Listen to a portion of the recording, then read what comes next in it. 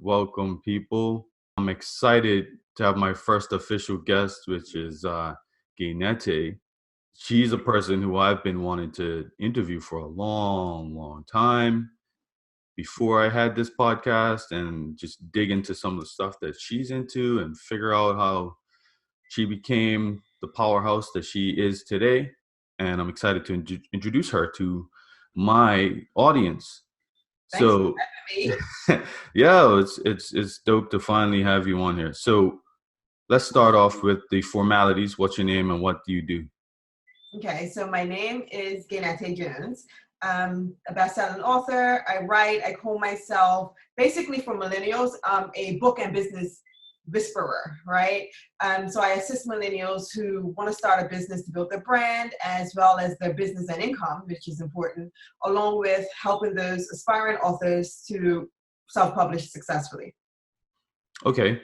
So, what is it that you love most about what you do? I think it's assisting people. At the end of the day, I find that most people prevent themselves from doing what they want to do because they're afraid of something. There's something that's holding them back due to doubt or fear, right? And helping them get over that point, I think is the most exciting thing. And then, of course, when they make an impact, and then they're making an impact not just on their world and the world around them, they're making an impact on their bottom line too, right? So I like assisting people to, one, get over the fears, two, change the world, and three, to make bank. And the three of those things combined, seriously awesome. Do you ever find that people have like weird attitudes around making bank? I do, especially for a woman talking about it. I find men can talk about money and it's cool. Yeah.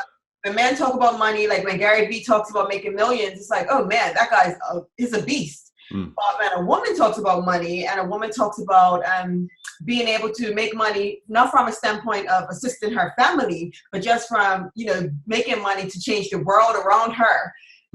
People tend to look at it a little funny, but I realize that it has nothing to do with me.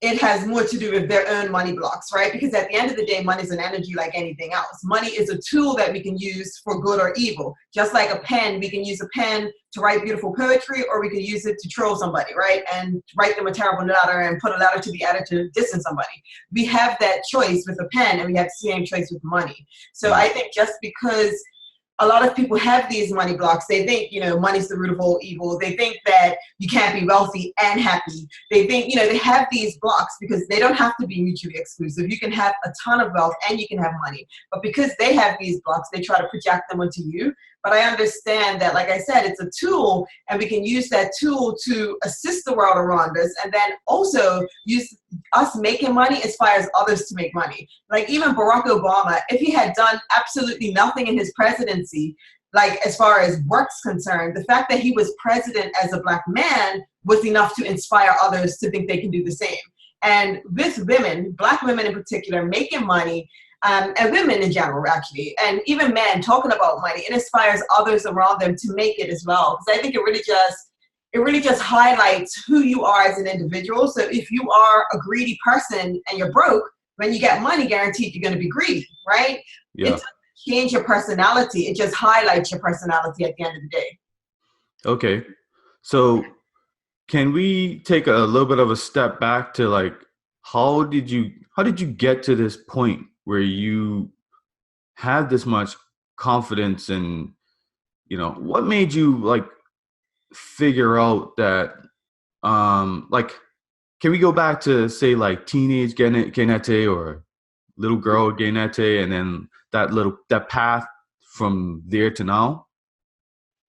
Yeah, I never thought money was bad. I would say the biggest money block I had that I let go of a couple years ago was thinking that, I can spend it all because it's going to come back to me, which seems like a really positive one to have, right? Because you're thinking, oh, well, she's positive about it, it's going to come back. But that in itself is a block, because at the end of the day, I'm thinking, well, I don't deserve this right now, or, I'm not used to or comfortable with having a certain amount in my account. So let me spend it and then blame it on knowing that it's coming back. So that was the issue. But I never had a problem minding women. I heard the same things everyone else was saying. I heard, money doesn't grow on trees. I heard another day, another dollar, which drives me crazy still to this day. Because, time and money doesn't have to be anyway. So I heard these things, but I guess if it all boils down to it, it's about who you surround yourself with. And what you surround yourself with. So even if you don't have positive role models in your life, it's ensuring that you're reading the books that are speaking life into you. It's ensuring that you're watching the YouTube videos that are doing those things. It's, hanging around the people, if you have those in your life, hang around people that's going to assist you to uplift yourself, as well as fix that mindset if you do have any issues around it. Because if you're hanging around people who are broke all the time or people who hate money, then guaranteed you're going to create that reality for yourself as well. But I was always pretty mindful of my environment, physical environment, as well as my mental environment. And I have to give you props for that, because you've recommended a bunch of books to me. I recently finally started reading Rich Dad, Poor Dad. I saw that. I don't know how I did that post. I liked it yesterday on Instagram. I'm like, finally, oh my God. I feel like I told you that 8 years ago. You did. And the thing is, a lot of people podcasts, we listen to a lot of the same kind of people, I think, on podcasts. Maybe not the same podcast, but it seems like people about, I know about as well. And that book has come up in a lot of those conversations. And it's been great for changing my mindset a bit. Yeah. And speaking of that, I saw that you met Deepak Chopra yesterday. Oh, he was freaking amazing. That guy. I've read a couple of his books, but I know him more so through Oprah, because I'm obsessed with Oprah, right? And he's like her spiritual guru. He's taught her how to meditate. They have the friends, but they also have a little partnership together. They do the 21-day meditation. I don't know if you've ever done that, but it's a free 21-day meditation they do every quarter. So that's how I really got into him. But his talk yesterday, and I dragged your brother to it as well. By the way, DJ didn't mention it, but he is my brother-in-law. Yes. He is my brother-in-law, and I dragged your brother to it yesterday. He had no idea who Deepak Chopra was. In fact, he was calling him hip-hop Chopra. And I'm like, look. So just being in that environment, he was soaking it up. And that's the thing, when you're around people that are like that, when you're surrounding yourself in environments with people who support and like the same things, or like similar things, or have the similar type mindset, you have no choice but to just consume it all and just be in awe of it. Right. Speaking of all the mindset stuff too, okay, so and you called me out. Me just being little rusty at this podcasting thing. So Gaynete is from Bermuda, where I'm from.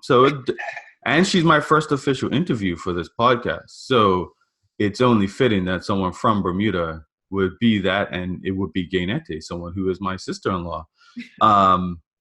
But it's been dope having her as a sister-in-law, because I don't have as many people around me who can relate to this sort of business, chasing your dreams at the same time stuff. And she and I can always kind of connect on that level. So it's been cool having that. Oh, I know what it was. I was going to say, I wanted to congratulate you because I saw you just finished your last day at your day job. And you were transitioned into official boss. Done. Peace. Drop the deuces after 12 years. What's funny, a funny story with that one is about 4 years ago, right when I wrote my first book, or even before it was published, actually, before it went out, I remember meeting my husband, Dean, at a restaurant for lunch. And I was like, hey, I gave him a letter. He's like, what's this? I'm like, it's my resignation. He's like, what you mean you're resigning? I'm like, look, I'm going to sell 1 million copies of my book. This is going to be great. He's like, let's have a plan. Let's create a solid plan. And to be honest, I had no real plan at the moment. I'm very much jump now, figure it out on the way. And he's the complete opposite. He's very risk averse. So I love that balance, because I would have definitely been possibly scruffing it out for a really long time, but I was able to build a solid business from that time. And I wrote the book. I was able to create programs. I have one-on-one sessions with what I call my goal chasers and my book bosses. So the entrepreneurs looking to build their brands, as well as the authors. I also have e-courses for the same type niche.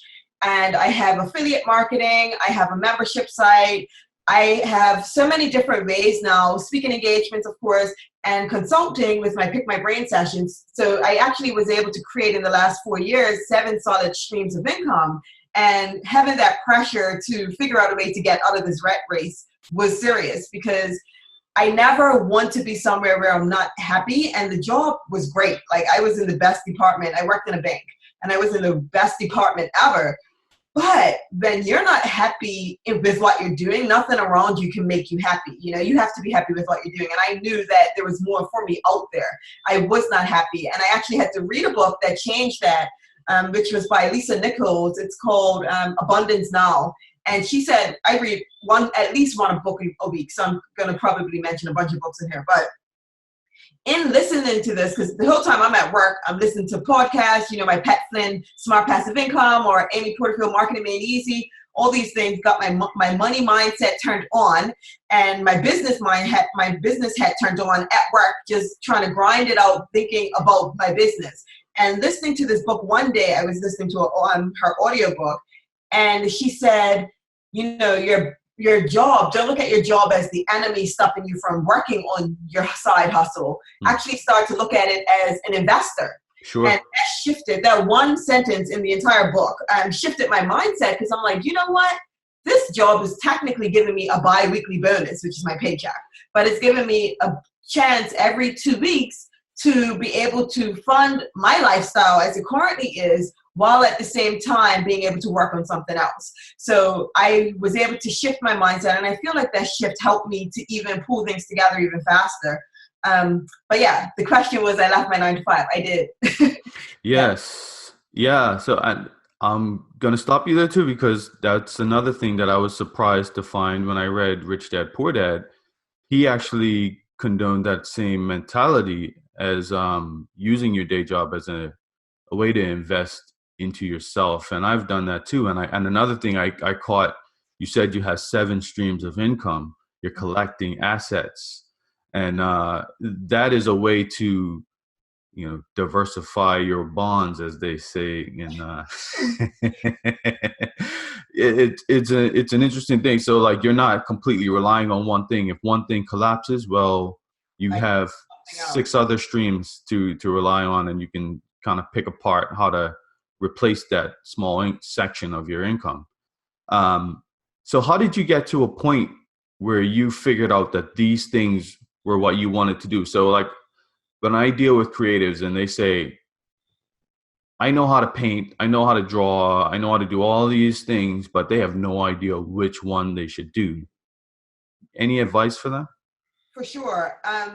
Figure out what you enjoy doing, right? Because there's nothing in this world that you cannot make money doing. And these people may be rolling their eyes like, here she goes with money again, right? But you can 100%, I believe you can 100% profit off of the things you're passionate about, the things that can make change, again, in your life and the lives of others. Because it all comes down to service, right? Serving others. But first, in order to do that, you have to serve yourself by doing things that make you happy.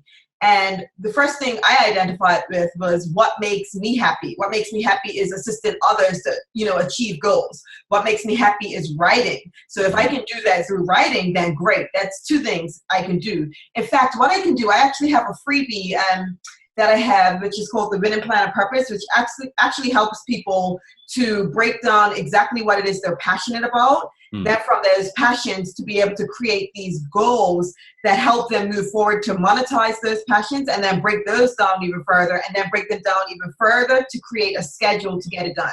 So I can give you the link to that, so you can put in the show notes for your audience, just in case there is someone who is going through that.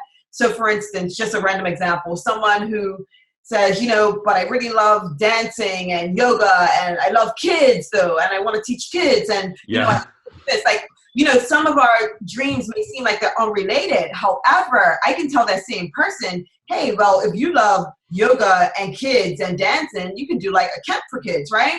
Or you can, you know, have a dance school for kids, and maybe in between that you have a yoga session. And if you love travel, then travel doesn't necessarily have to be a part of your business. Maybe the lifestyle you create with this business allows you to travel, right? So figuring out a way to, if you can't marry your goals, figuring out a way to use the things that or to marry your passions, I should say, finding out a way to use some of your passions or a passion of yours to fuel the other things in your life as well. So if you are passionate about painting, let's say, right? There's no such thing as there is such thing as a starving artist, but first you starve in your mind, right? I think 100% you can make money. And I heard a story, I don't know if you've heard the story about two artists that were friends that were selling a piece of artwork and they kept changing the prices. Did I tell you that story, or have you heard this story? No, I haven't. So, okay, there were two artists and they had painted and they were about to do like this, they were taking it to an art show, art gallery, and they were going to sell them. So one artist put it up for, I think it was like $100. They put theirs up for $100, and the other friend's like, well, I'll put mine up for $1,000. And they would sell at the same time. So then the next time, this friend got smarter. He's like, I'm not doing it for $100. I'm going to put it up for $1,000. And the other friend at this point has already leveled up. He's like, well, if I can sell it that quickly for $1,000, maybe I can sell it that quickly for $10,000. So that happened. And then they both sold quickly. So the other friend again smartened up and said, I'm going to do it for $10,000. And this friend then said $100,000. So again, they both went quickly. So then the next time the friend said, I'm doing 100,000. And the guy said, you know what? I'm going to stop like increasing it. And I'm just going to go to $1 million. And like, you're not going to be able to sell it for $1 million. Like nobody's going to pay $1 million for a piece of artwork that the person's not like a celebrity or famous artist. Yeah. And they went to the show. The first friend just sold his piece for what he had priced it for, and the $1 million stayed there. And, you know, the doubts were kicking in. He was thinking about changing the price. His friend, you know, was teasing him. I told you you were silly. And it took a couple months, but he sold it for that $1 million. So he was glad that he hadn't, you know, allowed that fear to overcome him or listen to his friend. So I said to say that there's no such thing as a starving artist. It's all about the mindset, right? If you have the tenacity to stick with it and you have the mindset to go with it, you can sell anything that you create. And of course, with obviously tactical, you know, strategies to assist you to find that audience to pay for it, you can 100% do it. Right. But, back to your point, if you have someone who loves to paint, a lot of times they think the only way they can make money is to create a painting and sell it at an art show, or, you know, do something like that, or maybe create an Instagram page and sell it that way, or on the website. But there are so many ways you can do this. You can create online e-courses teaching people how to paint. There are so many people that don't even know the first part of it, how to mix colors, you know, what works well, how to dry your brushes and clean them properly. Like that's one way you can work in your passion and do something a bit outside the box that allows you to also create something that helps, again, like you said, create that safety net a bit if one of the other things is taking a bit longer to take off, right? So you can, of course, you can create workshops, you can do sip and paints. Like there are so many other things we can do, and we put ourselves in these boxes thinking that we can only do that one career that comes with this, you know? Maybe it's painting shirts. Like it's a girl in Bermuda, El Shante Fogo. She paints on clothing, and she had Fabulous wearing his Tims that she painted for him, right? The rapper Fab. So it's like, you can use your art to do so much stuff. And that's why I love that your brand's called Art Pays Me. I'm back to this pay thing, because you can profit off of the things you're passionate about, as long as in doing so, you're making an impact in someone's life, right? Because at the end of the day, no matter what business it is, you have to be able to solve a problem for someone. So that problem may be that their walls are blank and they want something nice to look at. Okay, you're solving the problem by putting a picture up. Maybe you're a comedian and you're solving a problem. Maybe someone's depressed and you're helping them to laugh, or you're helping them to forget the troubles for a bit, right? Through that entertainment. We all solve problems no matter what it is that we do. And as long as we're genuine in our approach in doing that, like the money flows. It definitely flows through. So with that said, I guess I was gonna say, how do you establish what you pay? But at the end of the day, I guess it's up to the artist to establish what they're worth, right? Oh, 100%.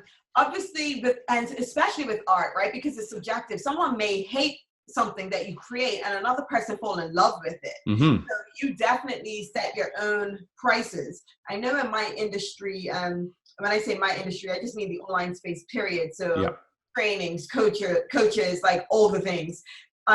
Some people undercharge, like any industry, and then you have those who overcharge and they don't have the experience. So if I'm selling you a 4,000 ticket item, and we're talking for an hour, right? Let's just say I saw a quote that said, you're not paying for that hour, you're paying for my years of experience behind that hour. You're paying Yes. for not just the years of experience, but the people I've interacted with, the things I've learned, the books I've read. You're taking it all in that hour. So, I mean, you're not just going to pull things out of the sky, right? So, but for art, again, you can, because it is subjective, but you're going to take in, for the very basics, you're going to take into account your time, right? Mm-hmm. What you think your time is worth. You're going to take into account the materials you've already spent. And then whatever premium you put on top of that is up to you, based on your mindset, based on your audience, right? Because if you're targeting, let's say, like an urban neighborhood, you know, you're drawing like street art and you have pictures of rappers and, you know, photos of rappers, faces of rappers and stuff like that, it's very unlikely that the Bill Gates of the world is going to grab that, right? Because it's not for them. And that's fine, but understand who your audience is, and then maybe it means buying less expensive supplies. Maybe it means, you know, selling them different places so that that audience can find them. You maybe have to sell a bit more. For the lower ticket items, you always have to sell more of them, right? Sure. Like with that $1 million thing, it may have taken him a little while longer, but he sold it.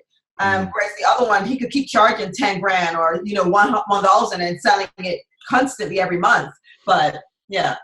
Hopefully that answered your question. No, it did. Thank you. So with all of this, I've had to deal with people who refuse to pay me and stuff like that. And a lot of it because my business processes are not set up properly. What's your biggest frustration about being a business owner? Are there any frustrations? First of all, anyone going through any non-payment, let me say this, take money in advance. Have contracts secured. And when I say take money in advance, I'm not saying like take your money and run, right? I'm saying make sure that for your time, for your effort, for your art, that you are being compensated for it and you're not wasting your time. So that may mean, you know, creating a contract and having them pay half up front and half upon delivery if you're like a graphic designer, right? Mm-hmm. Just ensuring that they know that they have to pay. And it creates this a bit of a fear, right, in them when they see a contract, because they now feel like they're obligated to fulfill it.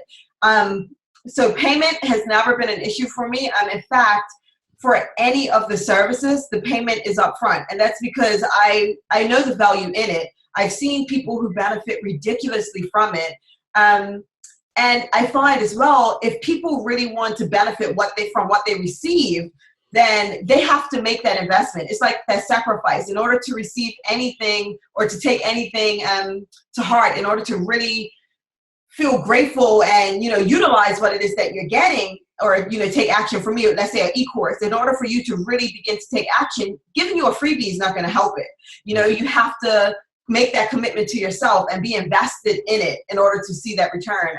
So people who get what they want and they haven't paid yet, in their mind, you know, they've already received it. They've already gotten that excitement out of it. They've already gotten whatever thrill they wanted from it, whether that was like a flyer for something or, you know, whatever it is, they've already got it, what they need from you. So they have no reason to pay now. Right. You have to, you know, make them do that up front.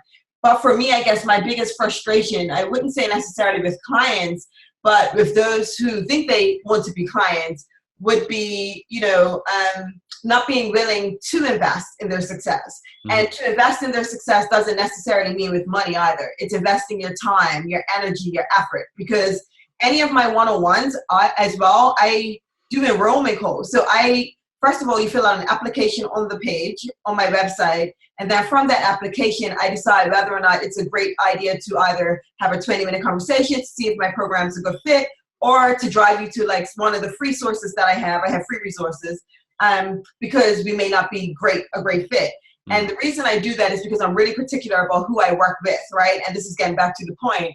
Be really particular with who you work with. I know sometimes as business owners, we feel as if we should be working with everybody because, you know, we want to pay our rent, or, you know, we want to pay our mortgage and all these things. But at the end of the day, if we aren't being really intentional about who we put ourselves out there to work with, then we're just going to be attracting a whole lot of garbage back to us. So I'm really intentional about who I work with. And the biggest thing is when people tell me, you know, they will write me on Instagram, for instance, and say, oh my goodness, I really want to write a book, but I just don't have the time. Same people who's always liking the pictures or commenting on the pictures or sending DMs. if you have the time to do any of that, you have the time to stop and write your book, you know? And I mean, even if it takes you 10 years, don't tell yourself you can't do it. It's about changing that can into how. So don't say you can't do it, figure out how you can do it. Maybe that means shaving off 20 minutes a day from Instagram scrolling and writing an outline. You know, maybe it means turning off your TV an hour earlier at night and writing your book. Because, you know, a lot of times these ideas in our mind are so much, these trials and triumphs and hurdles, I should say, are so much bigger in our mind. But when we sit down and do them, we realize that they're not that bad after all. Mm-hmm. Yeah. So go ahead. I have a really difficult time working with people who don't make time for themselves. So I'm not in the business to coach you through, you know, figuring out that you're wasting your time. I give free resources to help you to figure out your time. Like I'm about to do a YouTube video about time hacks and stuff like that. But if you don't take the time to apply that, we're going to spend our entire time together trying to work through all that rather than getting you to the place you want to be. So there's things we need to work on ourselves first. So I drive people to books. I drive them to different resources so that they can overcome certain things before we begin to work. So she's actually, you know, she walks that walk because you are a mother. So, and a wife. So you know what it means. And actually you had that full-time job for a while. So you know what it means to find time and, you know, you found a way to prioritize your goals enough so that you can get to where you are. Yeah, you have to make the time. And I tell people all the time, like, you aren't going to find the time at the end of the day because we all have the same 24 hours. There's not going to be any time hiding behind a corner. We have to make it. And it's like for writing my book, my first book, I woke up 4 o'clock in the morning. Was it inconvenient? Sure was. But at the same time, like you said, I am a mother. So from 6 a.m. at that time, I was prepping lunch. She's now old enough to take care of her own stuff, thank goodness. But I was prepping lunch and, you know, doing all those things at 6 o'clock. So I knew from 6 a.m. I was busy. In the afternoon, I was PTA president at her school. So I didn't have time on that back end either. And I wanted to work on the business. So if I wanted to talk about writing a book, I had to figure out some short-term sacrifice that allowed me to do that. So that meant 4 o'clock in the morning, you know, an alarm going off telling me write that book. And every day I got up to write it. I didn't always want to, but I take it like exercise. It's like, you know, you may not want to always exercise, but that's not going to prevent you from getting the results on the days you don't want to. Motivation is not going to always be there. And you have to figure out a way to make things work for you in the schedule that you have. Like I've had so many clients that have worked 2 jobs. They're doing a class on the side. But when you have a vision, when you have a dream, when you have a desire to monetize your passions and to assist those around you, then you figure out a way to make it happen. Do any of your clients express frustration with maybe the people around them who don't understand why they're working so hard or why they're willing to sacrifice hanging out with them in order to do what they need to do? Yes. Yes. And I actually have a YouTube video about that as well. So it's a few different types of negative Nancy's and, you know, like terrible Tims or whatever, right? There's people in your life that just don't get it. There are going to be people in your life that are going to be naysayers. Like, DJ, you really think you're going to be able to pull off a fashion show? Like, you know, that kind of thing. Yeah. And you're going to have those people. And at the end of the day, you have 2 choices. You can either, 3 choices. You can ignore them, you can eliminate them, or you can deal with them. But to deal with them, that energy exchange is going to take too much from you. So the best 2 things you can do for yourself is to ignore them or to let them go, right? And if it is someone who is like a really close member, so not just a random, you know, coworker or something, if it's a close family member or a friend that you find really dear, they just aren't getting this piece of your life, then a lot of times I find it falls back on us, and it's the communication aspect. In our minds, we think that we are telling the full story because we're so involved in it. We're so entrenched in the work.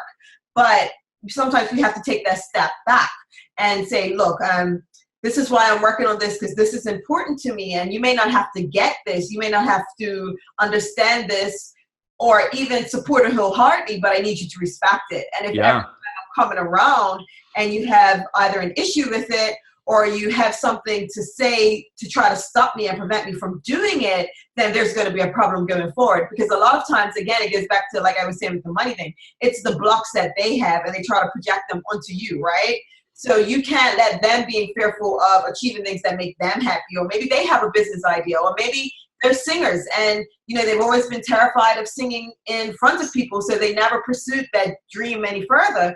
You know, they have these things in the back of their mind and they don't realize that that's the reason they're projecting those fears onto you.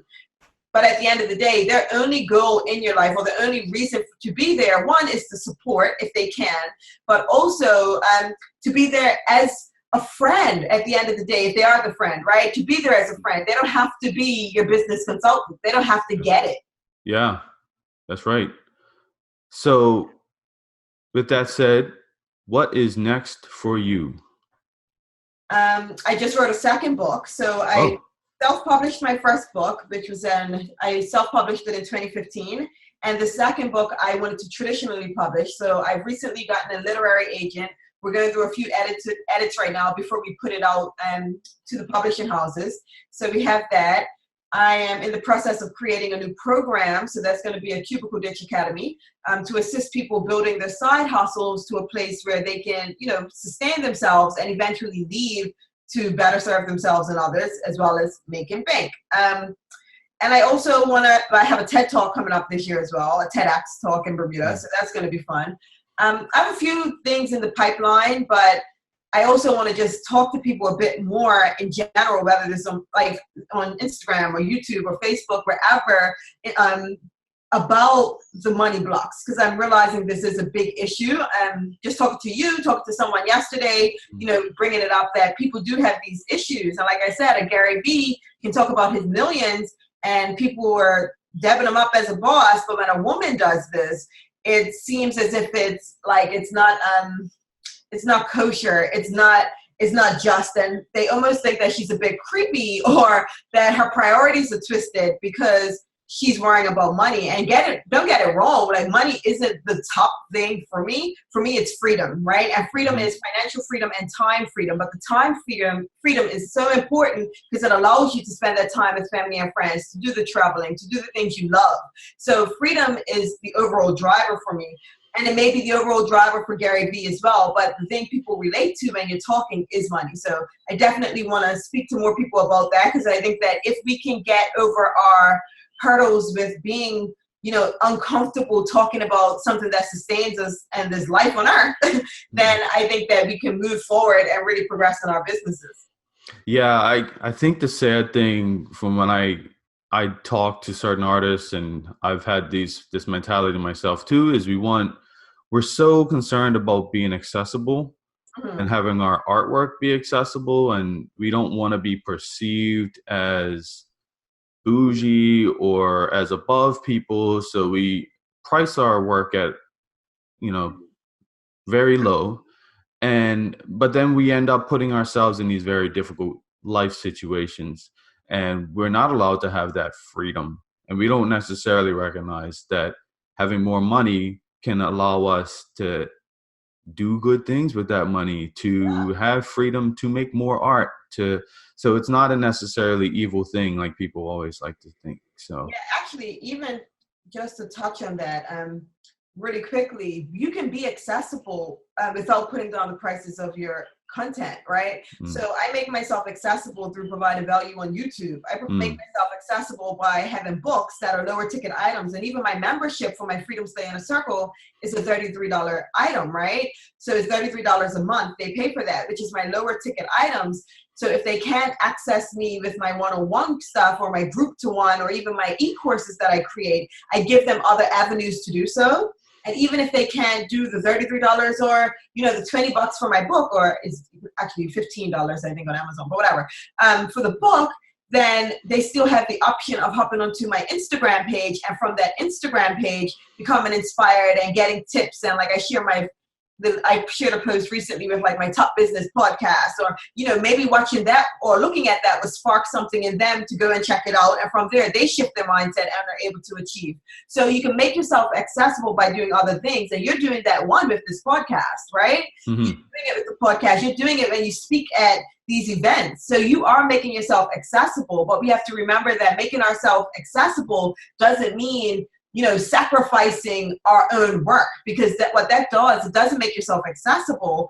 That actually makes you vulnerable. It makes you vulnerable to life, because you aren't able to support yourself, and you aren't setting a good example at the end of the day for other people who want to make art their career. If they see you struggling, you want to be able to put yourself out there as someone who is living their dream, doing what they love, and they're creating content that everyone can consume at the end of the day. So, and when I say everyone, meaning all levels, because you're not targeting everyone, but people from all different levels, your niche, but also people who may not be there right now. Maybe they'll be there in 5 years. So they're still part of your sphere of, your target audience, but they're just not there to be able to purchase, your graphic design course, let's say. Maybe they can look at your YouTube until they get to a place where they are there. Cool.